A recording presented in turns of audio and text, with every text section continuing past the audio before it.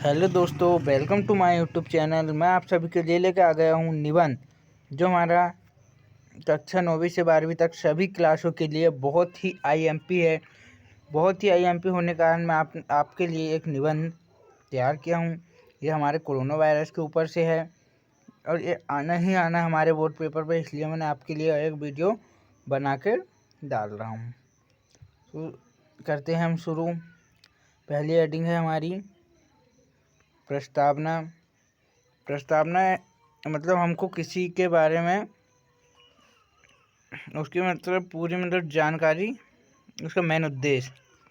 जैसे हमारा क्या है, कोरोना वायरस एक संक्रामक बीमारी है जो पहली बार एक वायरस के फैलने से सामने आई है। इसकी शुरुआत चीन से हुई है।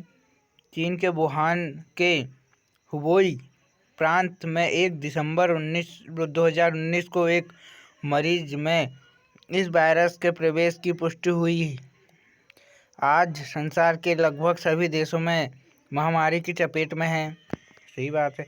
भारत भी इस वायरस के अद्भुत नहीं अछूता नहीं रहा।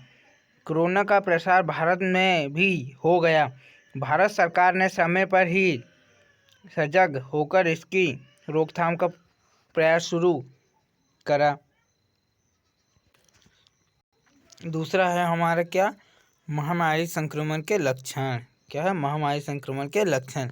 तो इसका है, इस बीमारी से संक्रमित व्यक्ति में कुछ लक्षण प्रकट होने लगती है, जैसे बुखार, खांसी, सांस लेने में तकलीफ आदि। कभी भी यह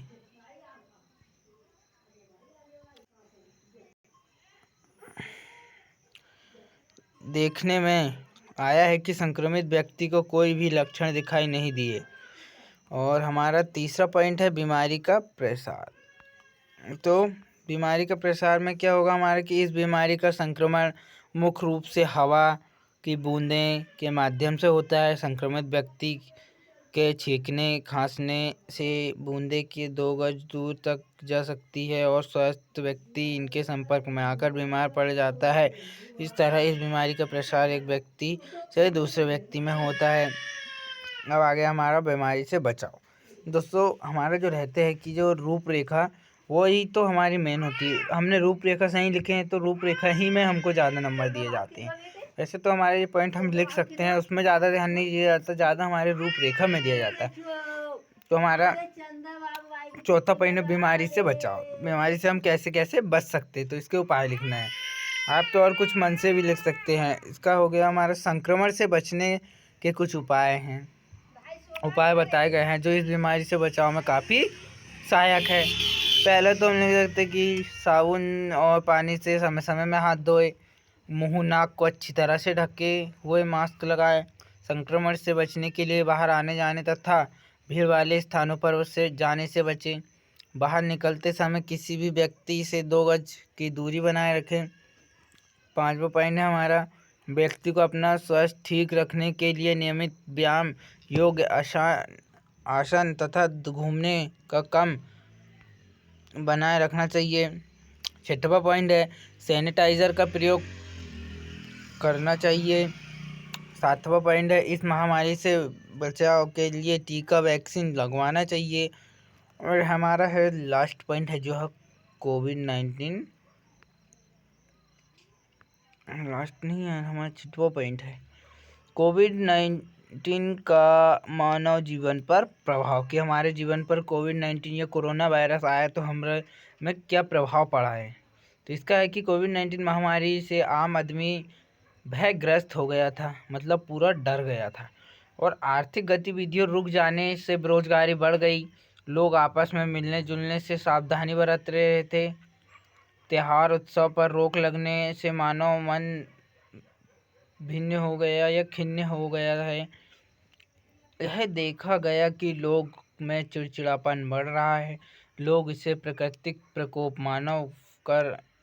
मानकर चल रहे हैं। इसलिए प्रकृति के क्रियाकलापों के प्रति लोगों की आस्था बढ़ी है। निष्कर्षतः कहा जा सकता है कि मानव जीवन अस्त व्यस्त हो गया है।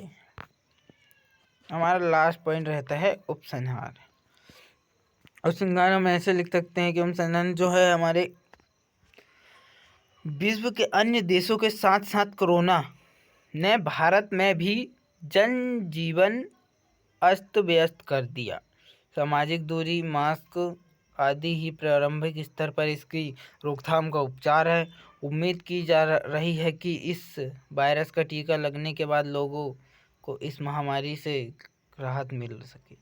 हम इसमें और भी लिख सकते हैं पॉइंट, जैसे कि हमको वैक्सीन लगवाना ज़रूरी है, हमको 2 गज की दूरी बनाए रखना चाहिए। मतलब हम आप अपने मन से भी जोड़ सकते हैं। तो आशा करता हूँ दोस्तों आपको वीडियो पूरा समझ में आया होगा। तो जय हिंद, जय भारत। मिलते हैं हम नेक्स्ट वीडियो में।